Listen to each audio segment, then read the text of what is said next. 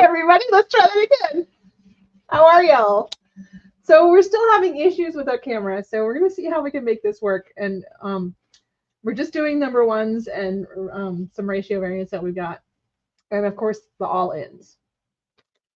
I've got those at the end. Yes, if we I'm decide here too. not to do them, then we can leave them up. Oh, there's half of me's here too. So we'll go through the alphabet one time with all the number ones, and then we go through the alphabet again with the all ins. Okay. All right. Okay. So anyway, we're starting off with New York Comic Con exclusive ash can for Absolute Batman number 2. Absolute Batman was really good, really popular. Okay. Ow. Yes, popular. Have you read it? I've not read it. Okay. It is really good. It's phenomenally good. I highly recommend it. If you haven't gotten it yet, if you're here in store, you can still get number 1 for cover price. If you buy it on the website or from lots of other places around the world, it is substantially more than cover price. But I highly recommend it. I cannot recommend it more. Absolute Batman, phenomenal. We also have a flip book ash can from New York Comic Con for Absolute Superman and Absolute Wonder Woman, which I did read and I did enjoy. Both caps. I haven't read Absolute Superman. I read Absolute Wonder Woman. Absolute Wonder Man. Wonder Man, yeah. Absolute Wonder Woman is an interesting take on the character. I'm really curious to see where they go with it. Speaking of that, it's time for Absolute Wonder Woman. That is the main cover. From DC Comics. Are you going to read or am I reading? Oh, I'll read. I forgot about the reading. It's been a while since we've done these. Eisner winner Kelly Thompson and breakout artist Hayden Sherman reinvent Wonder Woman from the ground up. Without the island paradise, without the sisterhood that shaped her, without a mission of peace, what's left is the absolute Amazon. Kind of a dorky description, but it's a really good book. Wes Craig and Mark Spicer. She does not grow up on the island of Themyscira, or however you say it. Themyscira. That's the place. That's what I said. We have a foil of the Jim Lee, Scott Williams, and Alex Sinclair. We have a foil of the logo design variant. And then we have the 1 in 25, which is by Dan Panosian. Well, I don't expect this is going to sell as well as Absolute Batman. I don't know. I love the idea of Wonder Woman as a witch. I mean, she's... I'm like... Absolutely. But she's not a witch per se, in that she wasn't born with powers or anything like that. Okay. Well, neither was Cersei, apparently. Why did you give me this? Not foil. Because I'm going to give you this foil. You give me other things too, apparently. So that's the foil logo. But anyway, what I was trying to say is, as far as Absolute Batman is number 1 is concerned, we are out of all the variant covers. All we have left is the main A cover. So if you like any of these Wonder Woman variants, then I suggest you jump online right now and make sure you get them in your cart. Actually, you have to go ahead and you have to pay for them in your cart. It won't do anything. Yeah, you have to go ahead and pay for them because they're no longer on the coming soon section of the website, so that you don't miss out. Especially the Jim Lee cover; those are sweet hotness.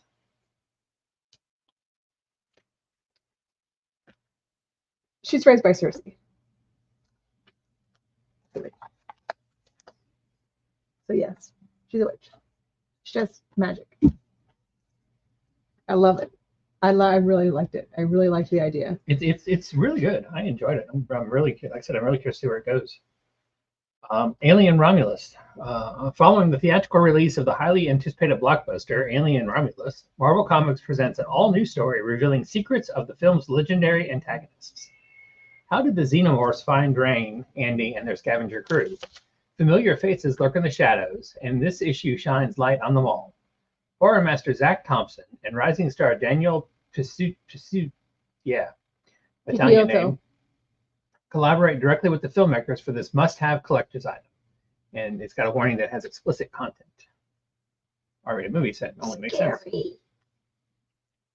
Oh, it's spelled like piccolo, so piccolotto is my thought anyway. Like I said, Italian name. It's time for another one of those pen and inks. This is Animal Pound #1 pen and ink, which means it has annotations it's the full story of Animal Pound #1, but it has annotations by the artist and the author. And then this is the Spot UV. You're up full on art. the edge. Why are you walking? Because it. Okay. Because it is. Stop critiquing my thing. You have to get it close up to see the Spot UV. It's the dog. It's too close up. I've got glare. Oh, there. It's almost. You can almost see it. You can see some darker green and lighter green. At least on my version of the camera, I can. We need to start bringing a blacklight flashlight when we have. Anyway, my personal opinion is they are jumping the shark with these pen and inks because this book is almost brand new in comparison to the other ones. But the Spot UV covers are really cool. So you probably have this under T? I certainly do. Oh, you know what? It's Darkstalkers. You don't have it at all? No, I do. Except to figure out what mouse I'm using. I had to get there. It's called Team Darkstalkers, but we put it under D because, it's Darkstalkers. And if you play the video game, you're going to want to look for Darkstalkers. Oops, too far.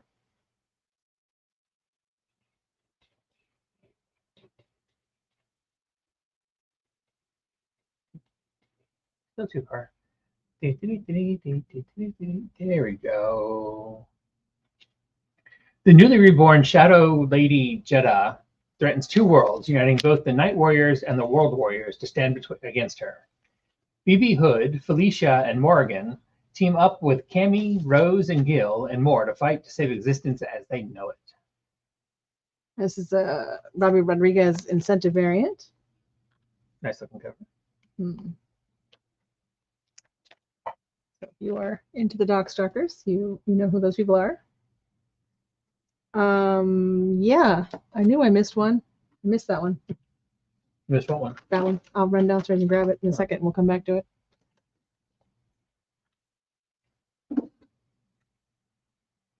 Just an extra box. DC Horror presents #1 of 4-issue miniseries. Bones crunching, worms munching, blood spattering. These are a few of our favorite things. From some of the most dark and cunning minds in horror comes DC Horror Presents, a new collection of gruesome tales set in the DCU. With stories penned by some of our favorite names in horror, this anthology will have die-hard horror fans quaking with fear. I like that cover. That's fun. That's creepy. Mm-hmm. Now these are horror stories set in the DC universe. I'm really curious to see how they go. So he didn't do this one, but Donald Who Laughs versus the Dark Brand. He got this one because of who's on the cover, and that was the only reason he got it. I thought it was special order. Is mine special order? Yeah. Okay. Yeah, the pseudo Harley. What can I say? All right, I will let you read Feeding One Shot while I run downstairs and grab that other book. In this extra-length horror one-shot, Nolan Ward has done everything to forget his disturbing past. Drinking, drugs, day trading, sex. And still, that past has caught up with him in the form of a twisted painting called The Feeding, which eats people. Okay? And it's hungry. Can Nolan stop this demon, or will he be devoured like so many others before him? From the team behind the hit series Canto, David M. Bauer and Drew Zucker take you on a surreal journey into one man's bloody psyche. A throwback to the vibes of Tales of the Crypt and Creepshow. When art is dangerous, no one is safe. So it's... Wow, that actually took as long as it took me to grasp. a painting that eats people. Kind of a combination of Little Shop of Horrors and... oh gosh, what's the portrait guy? The Portrait of Dorian Gray? Yeah, Portrait of Dorian Gray. Go back to the other one. All right, so now back up to the other #1 that we skipped over briefly. Day of Dead Girl. Oh, death is never the end of the story. Coroner Sam Castillo will learn this the hard way when a supernatural serial killer targets her hometown just as she moves back. You gotta read again. A skeptical woman of science, Sam butts heads with her spiritual mother, Anna, a leader of a witch coven specializing in brujeria. But when the coven's brujas start turning up murdered, Sam and Anna must work together to find the killer and save their town's Day of the Dead festival from turning into an occult bloodbath. As if sharing a bathroom with her mom wasn't hard enough. Sounds kind of interesting. Okay. I want to make sure I show that to you because it's got cute covers. Yeah, I really like that. Kind of Day of the Dead. Well, I mean, it is and it isn't a Day of the Dead skull behind it. Ooh. Godzilla's Monsterpiece Theater. Godzilla takes on his greatest foe yet, the Great Gatsby. The year is 1922. Mysterious man of luxury, Jay Gatsby, throws lavish parties from his palatial Long Island estate, all in hopes of attracting the attention of his love, Daisy Buchanan. But his affair is interrupted as his party attracts the one thing more dangerous than love, Godzilla. Now, Gatsby has no choice but to turn his undying will away from his love of Daisy and on to revenge against the monster who destroyed his home. Green lights will be broken. Boats will beat back ceaselessly against the current.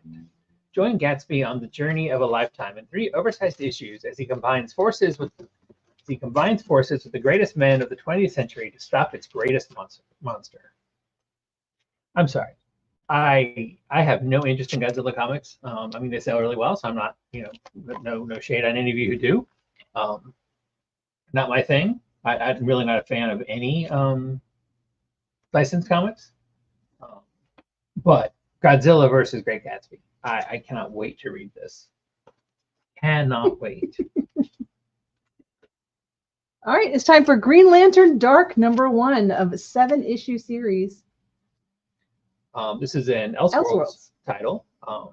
And I was going to ask you, do we want to put Elseworlds under E for Elseworlds or leave them individually scattered about? I don't know. Okay. Individually scattered about is where they are now. So if you're looking for them, it's under Green Lantern. Yes. And this one is an odd one because this one takes an existing DC property that I guess wasn't Elseworlds in and of itself. So, okay, maybe it's not as weird as I thought it was, but I still think it's odd. On a post-apocalyptic Earth overrun by monsters, the battle between good and evil ended long ago, and evil won. Now darkness prevails as humanity struggles to survive in the corrupted wasteland that remains. Only one hero is said to haunt what's left of our shadowed cities, the one who wields the mystical green flame that could return light to a dark world, the Green Lantern. But she's been missing for years, and on the isolated island of New England, what's that mean? Oh, well, anyway, in this world, there's an island apparently called New England. On the isolated island of New England, Solomon Grundy's undead army only grows larger and more powerful every night. Celebrated horror artist of the smash hit Something is Killing the Children, Werther Deledra, teams up with rising star writer Tate Brombell from the House of Slaughter to bring you a chilling tale of desperation, hope, and resurrection from the bitter remains of the fan-favorite Tangent universe. That's right, this is the Green Lantern from the Tangent universe many years ago. Updated and given a thorough horror twist by some solid horror writers. If you're a fan of either Something's Killing the Children or House of Slaughter, I suggest you at least give #1 a try and see what you think of it.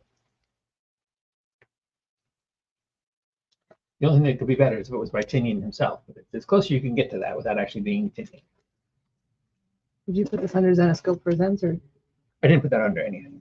It's a pinup book, isn't it? So Zenescope presents Horror and Fantasy Illustrated, the 2024 pinup special. No story, just pictures. There, that's the description that previews would have said if it said anything. There are some sweet That is covers. a saucy cover, and then this one. This is by Cardigrade. I'm all about. Rainbow fairies. Steampunk Rainbow Fairy. It don't get no better than that. All right, it's #1. It's Hack Slash Body Bags, #1 of a 4-issue series from Image Comics. Which apparently I'm reading. Jason Pearson's legendary creations return to comics. When slasher hunters Cassie Hack and Vlad roll into Terminus, Georgia in search of a killer, they're instantly up to their asses in bounty hunters. Meanwhile, Mac Clownface Delgado needs to school his daughter Panda in the ways of body bagging, and it needs to happen quickly which means a private school lock-in for baggers in training and a teen slicing slasher. Yeah, big knives, short skirts, and swear words are going to start flying. Worlds collide in the most twisted crossover of 2024 that reintroduces a cult favorite crew of body bags from Eisner-nominated Tim Seeley and OG hack slash artist Stefano Caselli. Definitely an interesting crossover there.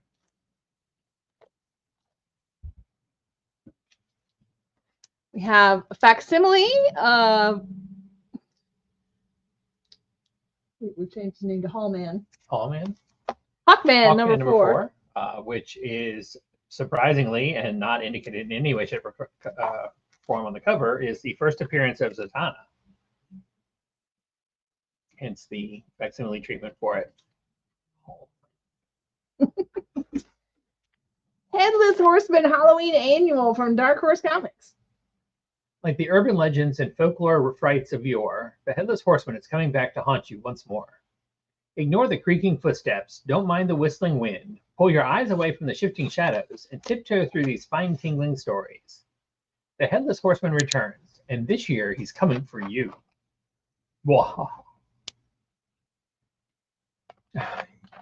I want to get the laughter from End of Thriller to play after horror descriptions. You should. That would be awesome. That small can't be overly copyrighted. Price. Okay, so I so wanted. Okay, like you mentioned, Team Darkstalkers. You put under D for Darkstalkers. Mm-hmm. I so wanted to put this under man. Because iron is the adjective in front of man. So that is where it should actually be. The book is called Man, Iron. Am I wrong? We take the adjectives off and put them at the back of the book. So this is man. No, only A and the. This is man. Amazing Spider-Man. Where is Amazing Spider-Man? Well, that's because he's Spider-Man. Right. Iron Man. Obviously, man. Because that one word. Incredible Hulk. Hulk. Iron Man. Man. I want this on under M on the shelf. That is where it should be. Because it's not one word. I really start to do that on the list. But Ironheart is under I because it's all one word. It's all one word. I can't help that. I really wanted to put this under, do that on the book list and see if you caught it before you. But then you'd have to go back into I and you'd be grumpy at me. So, a new brutal era begins. Roxxon and AIM team up to take on Stark Unlimited. But they're ready for the old Tony Stark. This one, he's a lot angrier than he used to be. Iron Man is going to war. New armor, old enemies, and unbelievable twists abound in this fresh take on a fury-powered Iron Man from Pulitzer Prize-winning journalist Spencer Ackerman and groundbreaking artist, Julius Ota. A Pulitzer Prize-winning journalist is writing Iron Man. That's interesting.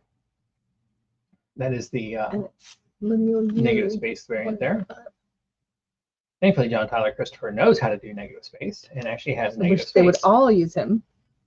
Or at least learn how to erase the lines. And that one's well.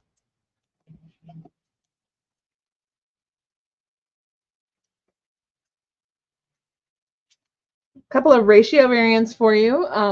King Kong, The Great War, number 6 is out this week. And we have the J. Lee 1 in 10 line art variant. To me, looks like ink, but anyway. And the Joe DeVito full art, it says sketch incentive variant. So, if you're a Kong fan, we have issues of Kong for you. All right. Null Hunter number 1 of a 12-issue series from Image Comics. From acclaimed creator Michael Walsh and with art by rising star Gustavo Vargas, Null Hunter is a kinetic cyberpunk retelling of the labors of Hercules. Clay is a war hero who faces unspeakable tragedy after returning home. Seeking justice, he's forced into service for his estranged father's powerful company, Olympos. Except it's OLYMP0S. His first mission takes him to a faraway M3M3A on the trail of a hijacked shipment of war lions. I guess that's a planet name. I would have said Faraway Planet and M3A. N3M3A. What she said. Anyway, that's just me. Cyberpunk Hercules. I might actually enjoy that one. I wanted to share these with you because Power Fantasy #3 is out. This is a great book. Highly recommend. Just like #1 and 2, they have done some secret variant, which is the A cover, but without the box. So it's like the full art. It's a standard image logo trade dress situation. If you are not reading Share that with you. Power Fantasy, and I know most of you are not, this is a great book. Whether you're a superhero fan or not a superhero fan, this is super awesome. Cannot recommend it. I recommend it just as highly as I recommend Absolute Power. And to all of you people who picked up Absolute Power in the last week, you need to get this book too. If you don't, what is wrong with you? So he skipped this one as well, but look, it's Powerpuff Girls Halloween special one-shot. They do Halloween-y things. Trish Forstner. Look, they dress up like witches. At least Sylvia DeVento says they do. And then there's an adorable pink sketch variant. What makes it So adorable? you can get your favorite artist to do their Powerpuff Girls in their flavor. Okay. Sacred Damned, one shot from Image Comics. This is part of the Horizon Experiment series. Celebrated TV writer Sabir Perzada and Eisner winner creator Michael Walsh present Inaya Jibril, Muslim John Constantine, a new type of exorcist re-examining modern horror for fans of the Department of Truth in Philadelphia. That's 2 Michael Walsh books this week. Also sounds like something you would enjoy. True. And an awesome Hula Lotte cover. Street Fighter Masters. It's Lily's turn to get a one-shot. Sorry, I was trying to figure out where we were. Meet the blazing sun of the Thunderfoot tribe. Sun? Oh, S-U-N. Okay. Meet the blazing. I'm reading it. I don't even understand it. Meet the blazing sun, S-U-N, of the Thunderfoot tribe, Lilyhawk. Introduced in Street Fighter VI, this war club wielding warrior will have to team up with her mentor, T-Hawk, to take down an evil force which threatens their village, Mexico, and maybe even the world. Oh, which threatens her village, Mexico, and maybe even the world. It's not that their village is named Mexico, which confused me. Okay. Threatens their village. There is a comma there. Mexico. Yep, that does it. That their village. There should have been a comma after Mexico, but there's not. See, There's 3 dots. And that's what would have given me okay. Yeah. We're there doing should a be list. a comma after Mexico. But the way it is, it looks like their village is named Mexico. It does. Not entirely my fault for being stupid. Just mostly. You're gonna want to page back up the other way. Oh, to what? Oh. So Usagi Yojimbo is back in Space Usagi, White Star Rising. It's taking place directly after the Space Usagi Death and Honor arc. Stan Sakai's second Space Usagi series sees Mirayamoto Usagi continuing to defend the Shiratoshi clan in the far future from scheming rivals, the Kagetori. New friends like Space Pirate Rojin and new enemies led by Empress Amatea are introduced, and this miniseries will newly colored by longtime collaborator Emi Fuji. Oops, I got ahead of myself. That's a peach momoko ratio variant. That's really sweet. Now it's time for this one. Voices in My Head, a one-shot from Image Comics. Sorry. From Eisner Award winner Joe Pruitt comes a collection of disturbing tales, chilling revelations, and magical adventures. Drawn by some of today's top artists' talents, including Michael Gaydos, Phil Hester, Andrew Robinson, Simon Kudransky, and Juan Doe, with a cover by Brian Boland himself. New Mutants number 98. But this time, ladies and gentlemen, it's in 3D. Yeah, I'm really. They call it. Oh, he didn't write it out. Pan-dimensional. I know it's part of it. Yeah. It had a whole name to it. All he wrote was 3D. I'm sorry. I was going to I wrote it on the back there so I would be able to read it out. I'm really curious about this. Supposedly they're going to do more as well. Oh, here it goes. It's just pan-dimensional 3D. The original 1990 classic in spectacular 3D. And it includes 3D glasses. And the odd thing is, it's not from Marvel Comics. They actually, another company licensed it, so it's from the other company.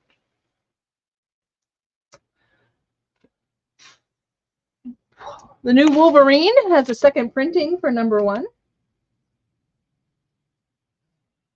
This was missing from last week to let you know that we got a ash can for You Won't Feel a Thing. That's another. And another book, ash book. Book. Yeah, book. And ash can. The City Beneath Your Feet. 2 upcoming distillery titles. One by James Tynion IV, and the other one by somebody whose name I should know, Scott Snyder. And the art's by Jock. And then just to finish us off, it's Zatanna Brings Down the House, #5 of 5. That's right. This finishes off the Zatanna story. I really enjoyed the first issue. I thought it was a great sort of restart to her career, and I have completely lost track of it. But yes, I like it. Got to read all these. All right, so now it's time for the all-ins. You ready? I'm ready. And these are we're gonna coming out of Absolute Power. These are new jumping on points. Great for new readers to get into these series if you've been curious about them. Detective Comics number 1070? 90. 1090? Uh-huh. Oh, wow. Tony Harris and Jeremy Clark. We have a foil by Daniel Sampri and Alejandro Sanchez. All of these books, all ends. Dan Panosian's foil cover. And love that Panosian. Bruno Redondo. Love the detail in it. Jumped off the page. All right. We've got Flash. Flash is number 14. We have an E.M. Bertram variant. Again, Daniel Sampri and Alejandro Sanchez foil. And then this one is Dike Ruan and Tumumore. I like that classic Flash Electric lightning cover. Here we go. Green Arrow is issue number 17. We've got a cover by Sean Izaakse and Romello Fajardo. Coming out of Absolute Power, everybody in the Team Arrow is livid with Ali for his position in Absolute Power. So I'm really curious to see how this plays out. Harley Quinn is issue number 44. We've got David Nakayama, which is super sweet. Super sweet. Got Jorge Fornes. One of the Trick or Treat variants by Kelly Jones and Jose Villarroba. And Daniel Sampri and Alejandro Sanchez foil. The classic jumping Harley.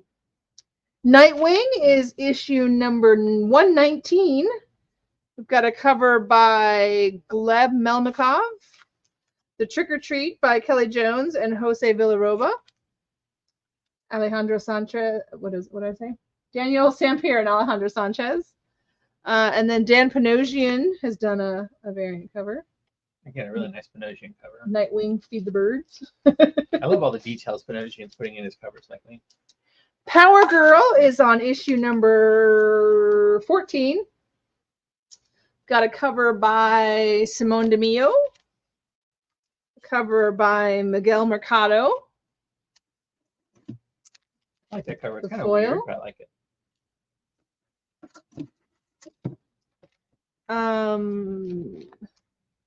Oh, I know why you don't have a box. You know why you don't have a box? Why don't I have a box? Because we didn't do the box to begin with. Oh. That I was going to let you use. It's good how she thinks these things that were just great ideas, and then forgets she had a great idea. And then Something is killing the children. It's 5th comic anniversary. storage box. Even if you're not reading Something's Killing the Children, you can still store Also your comics House in of it. Slaughter and Erica, I'll keep your comics safe from any boogies. yes, there's on the edge as well. House of Slaughter. Go ahead and put it back there. I'm trying to steer it now. Sorry. Anyway, Superman is on issue number what? 19. We've got Carla Cohen, Really nice.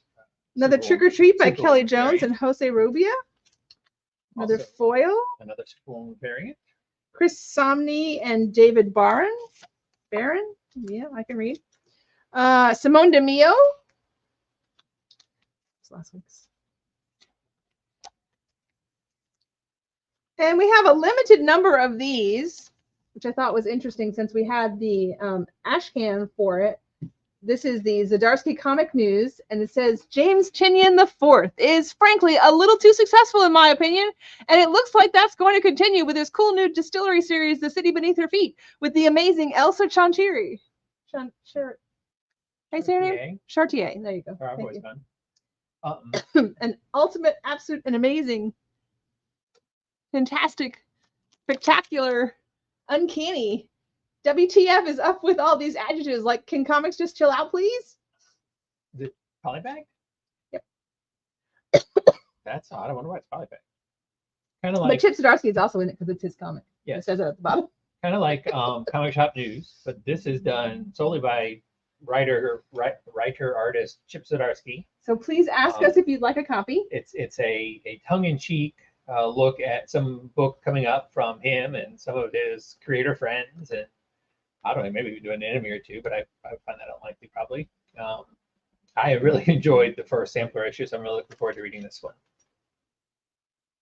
All right. Doesn't it say also Chip Zdarsky is in it or something like that? Also, Chip is in this issue too because it's his magazine.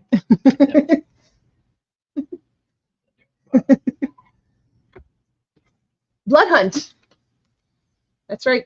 New graphic novel is out for Blood Hunt. The skies have gone dark, the sun hiding its face from the carnage to come. The children of the night, the vampires have risen as one from the dark and hidden places of the world to drown the Marvel Universe in blood. Earth's final night has fallen. Can its greatest heroes stem the tide of blood? The broken Avengers join the fighters of the Midnight Mission and unlikely allies Bloodline and Dracula in seeking out the one man who could do something about this, Doctor Strange. But in the wake of these apocalyptic events, what is left of Earth's Sorcerer Supreme? And even if the world can be saved, how will it be changed? This is a really, really solid miniseries. I really enjoyed it. I'm not a huge Marvel fan in general, but I really, really enjoyed this. Diary of a Female Lead. Taking charge of your own love life. Sejumura Aoi wouldn't consider herself a main character by any means. Meek and insecure, she's constantly alone, unlike her athletic older brother, Itsuki, or her mother, a famous shoujo mangaka. Aoi doesn't need to be the heroine, though. All she wants is a true friend. But Itsuki disagrees, and when he brings home Aoi's effortlessly cool classmate, Mizusawa Sena, the two concoct a plan to teach Aoi all about love, using shoujo manga as their guide. Can this drab side character become an unparalleled female lead while falling for the perfect guy? My boyfriend is a dog. A furry, fluffy love.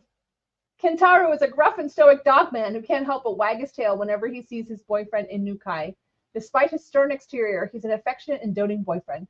Along with coworker Nikimiya and his feline boyfriend Shimada, Kentaro and Inuki enjoy days filled with sappy partners and heaps of affection. Nakamura-san, the uninvited Gayaru. Sure. Gutsy gal, shy otaku equals one hot mess. Akiyama and Namakura. Yeah. Oh, isn't that what I said? No. Are polar opposites, and as an easily flustered otaku, Akiyama can't even imagine a world where an outgoing, flashy gal like Nakamura wants anything to do with him. But after she saves his life, she demands something unbelievable: to live with him. Proud, bold, and unafraid to show off her body, Nakamura is the perfect image of a Garyu. Except the moment she's apart from Akiyama, she becomes a flustered, blushing mess. Discover what sweetness lies beneath the surface in this odd couple rom-com.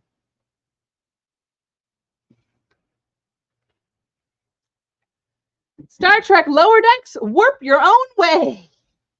This is one of those. IDW. It's a choose your own adventure, isn't it? Yes, warp your own way. A suitable fetish.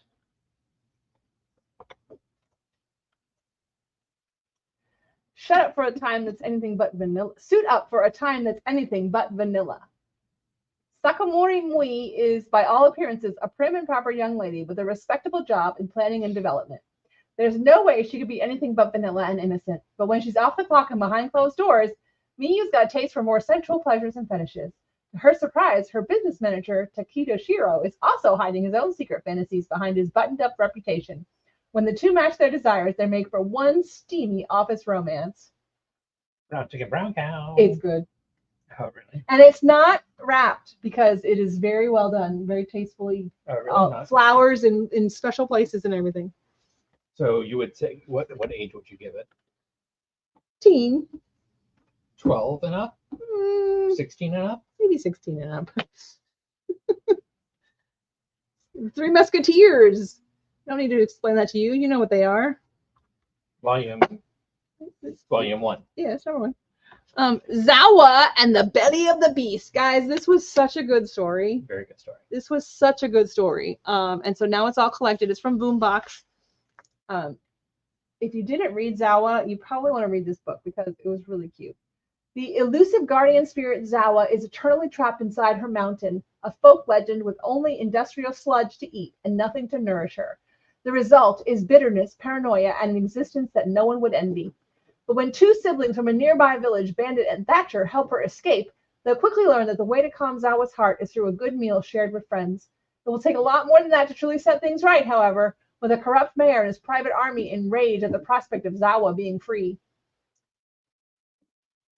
This macabre yet charming eco-fable and the freedom and friendship will charm the hearts of readers of all ages.